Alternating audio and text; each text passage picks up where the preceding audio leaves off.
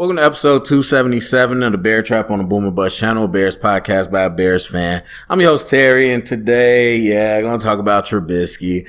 I didn't feel the need to do this. I felt compelled that I should because of the content of the channel, but also at the same time, I'm tired of it. I don't get it. I don't see too many Trubisky apologists, but the ones that I do, I just don't get it. They don't make any compelling arguments whatsoever about this man being in. At the end of the day, the fact is the unit is not good, and my head swells listening. For 3 years, people say, is it Matt Nagy and the play calling? Oh, wait, no, the offensive line coach didn't know how to teach him how to block. Oh, wait, is it Trubisky? He can't read. Oh, no, well, Nick Foles is bad too, so it's probably just Matt Nagy. He's the problem. Oh, the play calling went to Bill Lazor, but the plays still suck. I'm just like, bro, how many times do I have to say it? It's everybody. Football is not in a vacuum. Football is a team sport.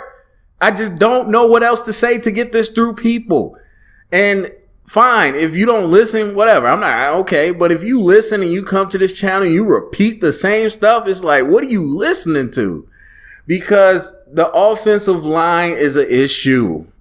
Been saying that for a long time. And with the injuries, it's only gotten worse. With Kyle Long left, it only got worse. And so the offensive line is an issue as far as trying to give quarterbacks enough time. Most quarterbacks, even the great ones, but most quarterbacks, they need time. They need time to make those plays. Like, there's going to be plays where you get a good matchup. There's going to be plays where you read it early or whatever. But for the most part, those everyday plays, they need time. And when you don't have a running game to supplement those big plays, when you don't have a good established rhythm on offense to pick up yards, which we've done better this year overall with Trubisky and Foles than we did last year. But when you just don't have those rhythms to supplement, it makes it very hard for anybody. So it is just like this battle between who's trashier. I don't get it. Neither of them, I said this before the season started, neither of them are good quarterbacks. But I think Foles is a little bit better. And so he's going to give you something different than Trubisky does. Now, does Trubisky physically give you something different? Yes. But does it matter if it doesn't play out? No. I've talked about this. I've shown it on film. I'm not going to dig into it too deep. But no, it doesn't if you don't put it on display. It doesn't matter that he could do it. It's what he does do, and he doesn't do it. He does not extend the plays like people talk about he could do and should do. He does not pick up yards like with his legs like people talk about he could do and should do, not consistently.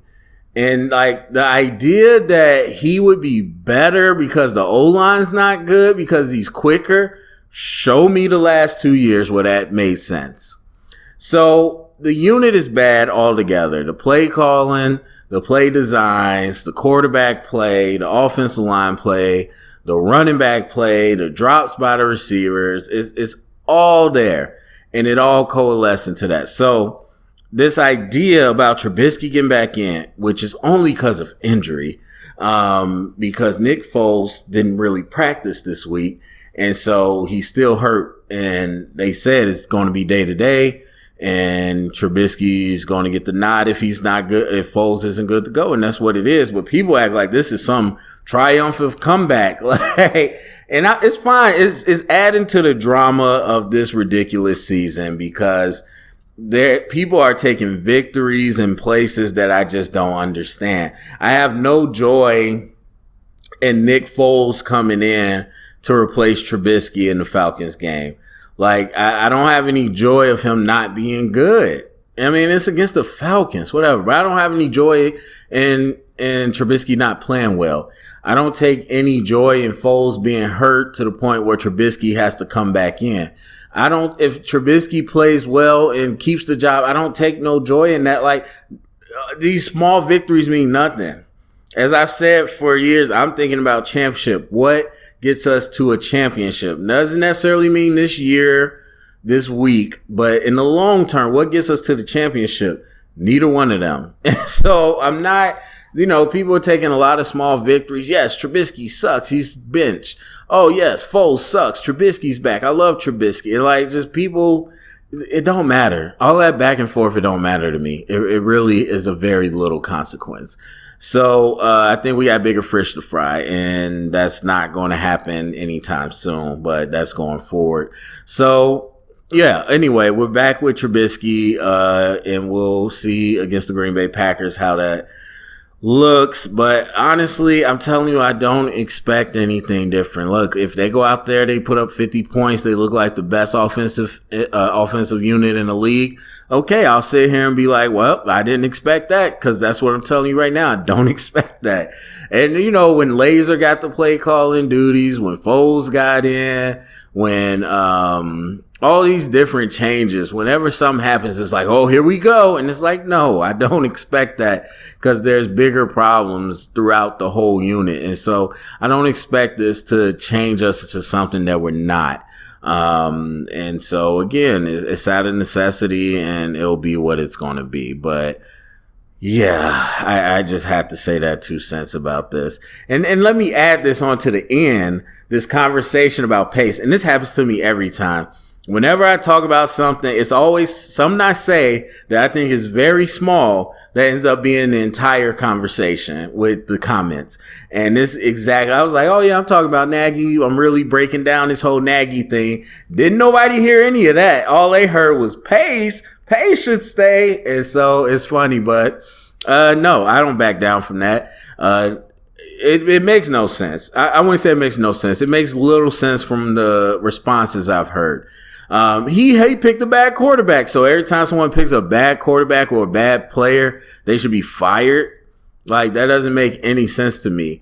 As I said, there's hits and misses, but at the end of the day, are we a top 15 roster? Honestly, with the quarterback or without the quarterback, are we a top 15 roster? Yes, I do. That's more than half the league. So I'm going to sit here and fire a GM that gave me a top 15 roster because he missed out on a quarterback, or because Kevin White was injured and now you're going to say that's Pace's fault? No, absolutely not. Again, as I said, what is it that you think these new GMs are going to do? These other candidates, or what is it you think they're going to be so special with? Because if you think a GM's going to come in and never miss on a pick, or always get the first round picks right, no, it's not going to happen. If you think they're always going to have the best deals out there, or that they can somehow pay quarterbacks less than what quarterbacks are worth, it's not going to happen. Like, Pace showed that he can go out and get what he wants. That's a good trait in the GM. He's shown that he can acquire talent in later rounds. That's a big trait in the GM.